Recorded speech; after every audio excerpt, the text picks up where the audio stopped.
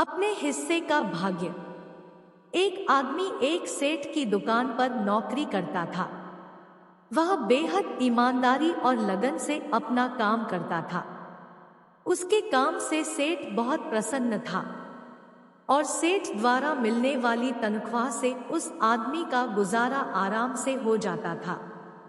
ऐसे ही दिन गुजरते चले गए और वो बाल बच्चेदार हो गया, तब भी काम करता रहा।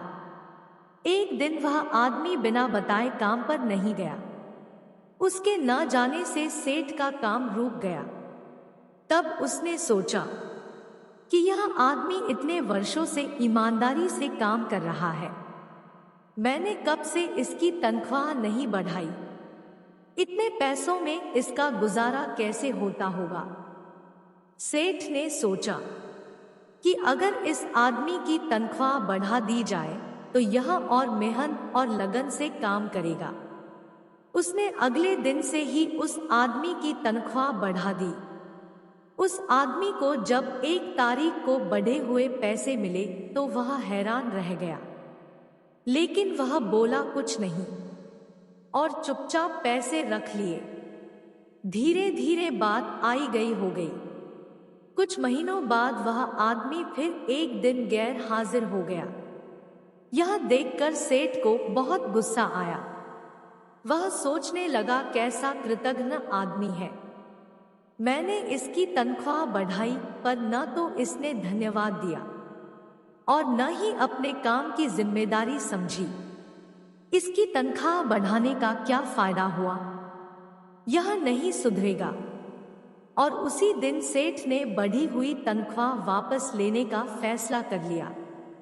अगली 1 तारीख को उस आदमी को फिर से वही पुरानी तनख्वाह दी गई, लेकिन हैरानी यह कि इस बार भी वह आदमी चुप रहा। उसने सेठ से जरा भी शिकायत नहीं की।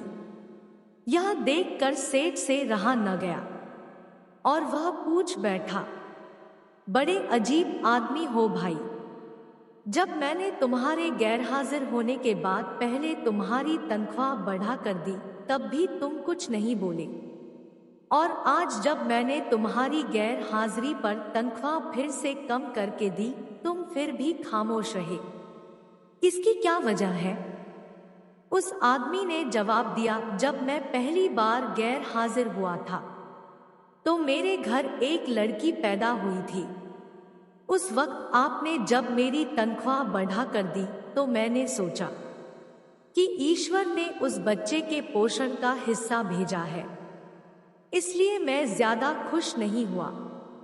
जिस दिन मैं दोबारा गैर हाजिर हुआ उस दिन मेरी माता जी का निधन हो गया था। आपने उसके बाद मेरी तनख्वाह कम कर दी तो मैंने यह मान लिया कि मेरी माँ अपने हिस्से का अपने साथ ले गई। फिर मैं इस तनख्वाह की खातिर क्यों परेशान हूँ। यह सुनकर सेठ गदगद हो गया। उसने फिर उस आदमी को गले से लगा लिया और अपने व्यवहार के लिए क्षमा मांगी।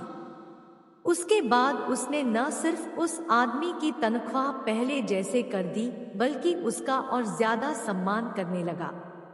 दोस्तों, हमारे जीवन में अक्सर सकारात्मक और नकारात्मक दोनों तरह की घटनाएं होती रहती हैं।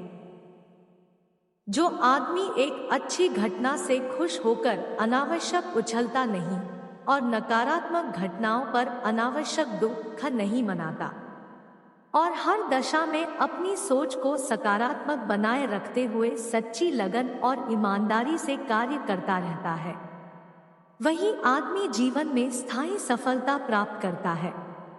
दोस्तों, अगर आप आगे भी ऐसी कहानियां सुनना चाहते हैं तो वीडियो को लाइक करें और चैनल पर नए हो तो चैनल को सब्सक्राइब करें।